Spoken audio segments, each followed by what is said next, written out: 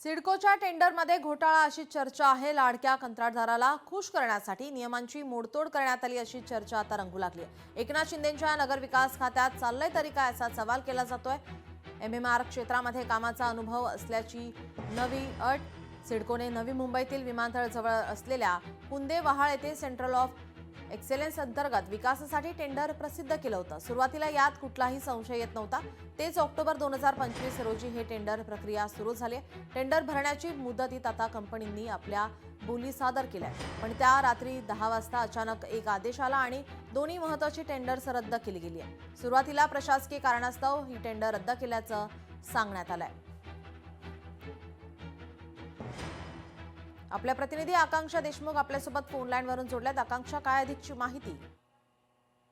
नक्कीच नवी मुंबईतील सिडकोतील जो एक घोटाळा आहे तो पुन्हा एकदा समोर आल्याचं आपल्याला पाहायला मिळत आहे। कारण नवी मुंबई विमानतळाजवळच असलेल्या कुंडेवहाळ या ठिकाणी सेंटर ऑफ एक्सलन्स अंतर्गत एक आंतरराष्ट्रीय एजन्सी भाग 1 आणि भाग 2च्या विकासासाठी टेंडर काही दिवसांपूर्वी हा प्रसिद्ध करण्यात आला होता। मात्र आता त्याच टेंडरमध्ये घोटाळा झाल्याचं आपल्याला उघड झाल्याचं समोर येतं। कारण पाहायला गेलं तर यामध्ये आधी टेंडर होते ते रद्द केले आणि त्यानंतर जे ओळखीचे जे आहेत त्यांना हा टेंडर देण्यात आला आणि कुठेतरी भ्रष्टाचार झाल्याचं समोर आलेलं आहे।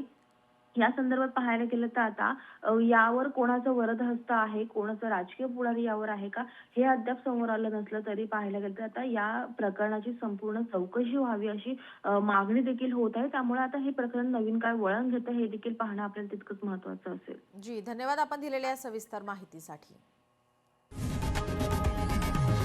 लोकशाही मराठी ऐका, पहा, जागरूक रहा।